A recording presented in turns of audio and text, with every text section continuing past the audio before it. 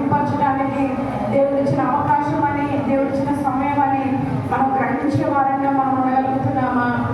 గ్రహించగలిగే ఆత్మ నాకు దయచేయ ప్రభావ ప్రార్థన చేద్దామా? దేవాని మాటలు వినగలిగే చెవులు నాకు దయచేయండి. ఈ మాటలు లోబడే మనసు నాకు దయచేయండి. ప్రతి తిరుగుబాటు స్వభావం నుంచి, ప్రతి వ్యతిరేకమైన స్వభావం నుంచి ఆయన విడిపించి సరిచేసి సరిదిద్ది నీకు నమ్మకస్తురాలుగా, నీకు నమ్మకస్తుడిగా నేనుండే కృపను నాకు దయచేయ ప్రభావ అని అందరం నోరు తెరిచి ప్రార్థన చేసుకుందాం. దేవుని నామాన్ని మహిమపరుచుకుందాం. ఆయన చేసిన మేలన్నింటినీ, ఉపకారాలన్నింటినీ ఒకసారి జ్ఞాపకం చేసుకుందామా? దావీదు భక్తుడు అంటున్నాడు కదా, నా పూర్ణ హృదయముతో నేను యెహోవాను స్తుతించేదను అని వాక్యం సెలవిస్తా ఉంది. యెహోవాని అద్భుత కార్యములన్నింటినీ నేను వివరించేదను, మహోన్నతుడా నేను గురించి సంతోషించేదను. నిజమైన ఆశ్చర్యకార్యాలు, ఆయన అద్భుత కార్యాలు మనం వివరించే వారిగా ఉన్నామా? మన పూర్ణ హృదయముతో యెహోవాను సన్నిధించే వారిగా, స్తుతించే వారిగా, ఆయన కనపరిచే వారిగా మనం ఉన్నామా? ఒక్కసారి పరిశీలన చేసుకుంటామా? పూర్ణ హృదయముతో మనం దేవుని సన్నిధిలో ఉన్నామా? సగం ఆలోచిస్తూ సగం వేరే మరి మనస్సు కలిగిన వారిగా ఈ స్థలంలో ఎవరైతే ఉన్నారో అలాంటి వారి గురించి దేవుడు మాట్లాడుతూ ఉన్నాడు కదా. పూర్ణ హృదయముతో దేవుని సన్నిధిలో ఉండాలని దేవుడు ఆశపడతా ఉన్నాడు. పూర్ణ మనస్సుతో, పూర్ణ బలముతో, పూర్ణ శక్తితో, పూర్ణ వివేకంతో మనం దేవుని ఆరాధించే వారిగా ఉన్నామా? అందరం నోరు తెగుతాం. దయచేసి దేవా చేసిన అద్భుత కార్యాలకి నీకేమి ఇచ్చిందో మేము తీర్చగలమైనా. నా పక్షంగా అనేకమైన మేలుతో నింపిన దేవుడు, ఆశ్చర్య కార్యాలు, అద్భుత కార్యాలు నా పక్షంగా చేసిన దేవుడు అయ్యా. నీకు వేలాది వందనాలు చెప్తామా దేవునితో. మేము వాక్యం సెలవిస్తాము. యెహోవాను బట్టి లోకములకు తీర్పు తీర్చును, యథార్థతను బట్టి ప్రజలకు న్యాయం తీర్చును. నిజమే, దేవుడు న్యాయం నాకు కర్త అయి ఉన్నాడు. యథార్థవంతుడిగా ఉంటా ఉన్నాడు, పరిశుద్ధుడిగా ఉంటా ఉన్నాడు. మనము కూడా నీతిగా, యథార్థంగా, భక్తిగా మనం ఉండగలుగుతున్నామా? నమ్మకస్తురాలుగా, నమ్మకస్తుడిగా మనం ఉండగలుగుతున్నామా? నీతిమంతుడిగా, యథార్థవంతుడిగా మనం దేవుడి దగ్గర పిలుచుకునే వారిగా, పిలిపించుకునే వారిగా మనం జీవించగలుగుతున్నామా? ఒక్కసారి సరి చేసుకున్నామా? ఒక్కసారి నోరు తెచ్చుకునేవా? యథార్థమైన భక్తి జీవితాలు నడిచేయండి. నీతి కలిగిన భక్తి జీవితం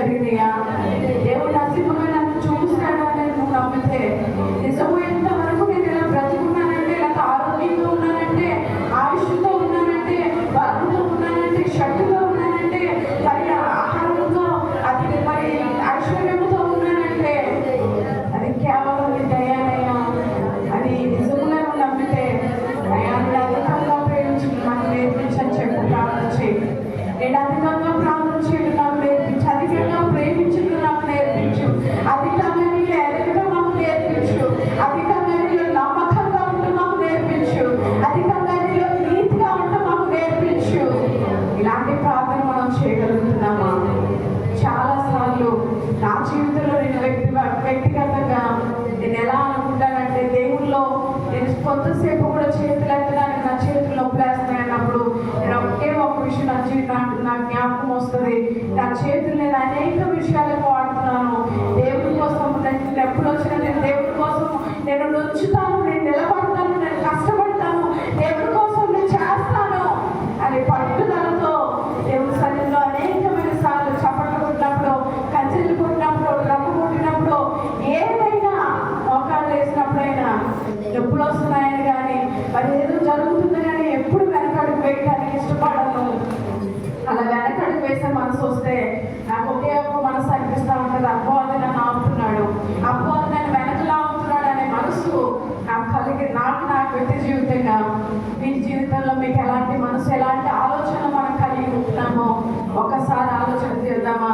దేవుడి కొరకు కష్టపడటానికి, దేవుడి కొరకు ప్రయాసపడటానికి, దేవుడి కొరకు నీతిగా ఉండటానికి, దేవుడి కొరకు యథార్థంగా ఉండటానికి, దేవుడి కొరకు భక్తిగా ఉండటానికి ప్రయాసపడే వారిగా మనం ఉండగలుగుతున్నామా? నీరసంగా ఉందనో, ఇబ్బందిగా ఉందనో మన దేవుడి సన్నిధిలో ఆగిపోయే వారిగా ఉంటున్నావేమో. దేవుడు చేసిన ప్రతి పనిలో ప్రార్థన చేయకుండా ముందుకు సాగిపోయే వారిగా ఉంటున్నామేమో. దేవుడికి అవమానకరమైన జీవితం మనలో ఉంటుందేమో. ఇవన్నీ దేవుడిలో మనకున్న కొలత కదా. ఈ కొలతలో మనం ఎంతవరకు ఉన్నామో మనం సరి చేసుకుందామా? దేవుడి తోపు మనల్ని వేసినప్పుడు మనం తేలిపోతామా? ఒకసారి ఆలోచన చేద్దామా? అయ్యో నేను అధికంగా ప్రేమించడం మాకు నేర్పించు, పూర్ణ బలంతో, పూర్ణ శక్తితో, పూర్ణ అయా నూతనమైన శక్తిని, బలాన్ని నీలో ఎదుగుతూ పొందుకుంటూ ఉండే వారిగా మమ్మల్ని సిద్ధపరచువా, నన్ను క్షమించువా. ఒప్పుకునే మనసుని కలుగుతుందమ్మా, ఒప్పుకునే ఆలోచనని కలుగుతుందా? సరి చేసుకోవడానికి ఇష్టపడుతున్నావా? ప్రార్థన చేసుకుందాం. నన్ను క్షమించు, నేను అధికంగా ప్రేమించడం నాకు నేర్పించు. ఏదో చెప్తారనో పెడతారనో ఎవరినో చూస్తారనో చేయడం కాదయ్యా, నీకు నమ్మకస్తులుగా నేను ఉండాలి, నమ్మకస్తురాలుగా ఉండాలి.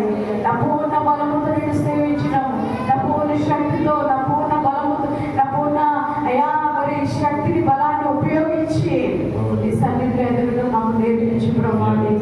ప్రార్థన చేసుకుంటూ దేవుని ఆలోచించేద్దాం. మన మధ్యలో జోష్ ప్రార్థన చేస్తూ ఉండగా మనం అందరం వెళ్ళిపోయిద్దాం. పరిశుద్ధ మా తండ్రి కూడి విషయానికి ఆలోచించడానికి ఏర్పరచడానికి చేసి సహాయపడతా ఉన్నానయ్యా. ఇక్కడ చేసిన ప్రతి ఒక్క ప్రార్థన దేవుడు అయ్యా, మా చేపడుకు నడిపించే దేవుడు అయ్యా.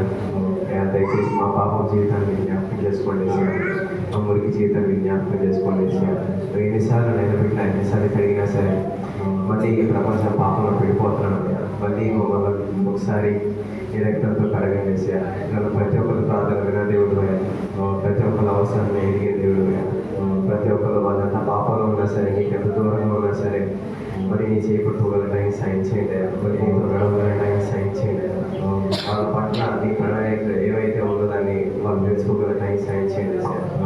అలాగే మీకు మాత్రం సాయం చేయండి. ఏ సార్లు అడగాలి